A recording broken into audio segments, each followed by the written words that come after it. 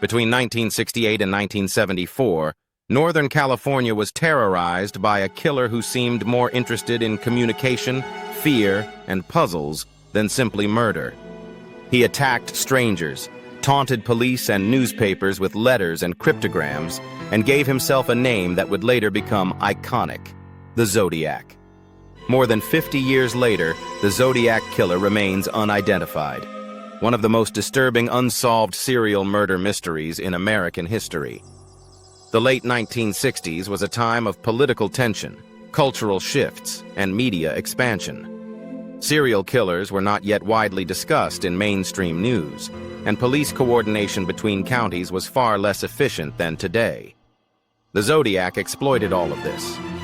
Lack of centralized police databases, inconsistent detective work between jurisdictions, and media eager for sensational stories. He used the moment perfectly. The first confirmed attack, Lake Herman Road.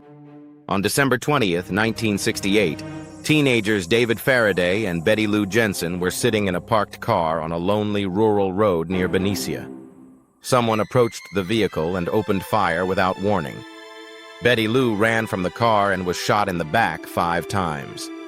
David was shot at close range. At first, police suspected a jealous ex-boyfriend or a targeted revenge act. There was no robbery, no sexual assault, no witnesses, just cold execution. The case would remain unsolved until later events tied it to a larger pattern. The second attack. Blue Rock Springs. On July 4th, 1969, another couple, Darlene Farron and Michael Mageau, were shot repeatedly in a parked car in Vallejo. Michael survived and later described the attacker as a quiet, deliberate man who said nothing before firing. 40 minutes later, police received a phone call from someone calmly stating, "I want to report a double murder. If you will go 1 mile east on Columbus Parkway, you will find kids in a brown car. I also killed those kids last year." The voice was emotionless. No panic. No anger. Only control. This was the killer's first direct communication. The letters begin. A few weeks later, 3 regional newspapers received nearly identical letters written in block print. Each letter described details of the crimes only the killer could know, and each included a cryptogram made of strange symbols. The letters demanded publication on the front page, or the killer threatened more violence. Editors were unsure whether the message was a hoax, a lone fanatic, or a genuine murderer. To prevent further deaths, the letters were printed. The first cipher, solved. The first 408 symbol cipher claimed, "I like killing people because it is so much fun." It was not police or government analysts who cracked the code, but 2 amateur cryptographers who worked from their living room. However, the message did not reveal a name or identity. Instead, it seemed written for emotional dominance rather than investigation. This is a key pattern. The Zodiac wanted to be seen, discussed, decoded, not caught. The Lake Berryessa stabbing. On September 27, 1969, college students Brian Hartnell and Cecilia Shepard were picnicking at Lake Berryessa when a man approached them wearing a black hood with a white crosshair symbol. He tied them up, stabbed them repeatedly, and then calmly walked back to the car. Before leaving, he wrote a message on the door panel with a black marker, listing his previous attack dates and signing it with the same symbol. Brian survived and described the attacker's voice, behavior, and clothing in detail. Cecilia later died of her wounds. This attack is crucial. It demonstrated planning, ritualistic presentation, and an obsession with leaving a signature. This was more than murder. It was performance. The San Francisco cab killing. On October 11, 1969, taxi driver Paul Stein was shot and killed in San Francisco's Presidio Heights neighborhood. Witnesses saw a man inside the cab, wiping surfaces before calmly walking away. Police assumed they were looking for an African-American suspect due to a communication error in the dispatch. Because of this, 2 officers encountered a white man walking away from the crime scene, but let him pass. They were likely looking at the Zodiac himself.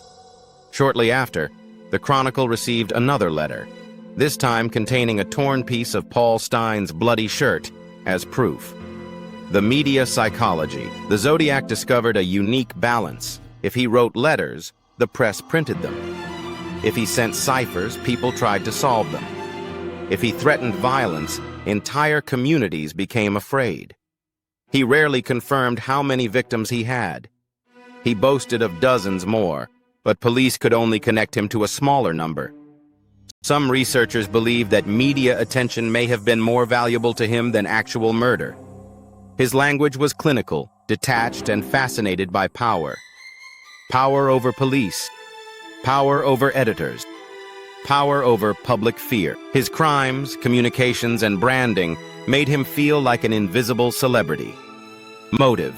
Unlike many serial killers, the Zodiac did not fit a neat psychological pattern. No consistent victim type, no sexual component, no personal relationship to victims, no clear financial gain. Instead, he seemed motivated by domination through fear control of narrative intellectual ego and puzzles the thrill of taunting authority. He was playing a psychological game, not just committing crime. The investigation. Local police departments struggled to collaborate effectively. Vallejo, Napa, and San Francisco all worked separately, each with different evidence and different interpretations. There was no DNA matching, no national fingerprint database, and almost no cross-agency intelligence infrastructure. One of the biggest advantages the Zodiac had was simply time period and bureaucracy. Even today, investigators believe that if the same killer operated in 2024, he would have been caught within weeks. Over the decades, dozens of people became potential suspects. The most famous was Arthur Lee Allen. Lived near the early crime scenes, had access to weapons, made odd statements to acquaintances, wore a watch with the Zodiac crosshair symbol, had a troubling personality history. However, handwriting did not match letters, fingerprints were inconclusive, no physical evidence tied him to the murders, no DNA link. He remained a compelling figure, but was never proven guilty. He died in 1992, denying involvement. Many investigators privately believed he fit, but could not clear evidentiary hurdles. The ciphers continue. More letters arrived with increasingly complicated cryptograms, threats, and philosophical ramblings. Some letters seemed almost theatrical rather than violent.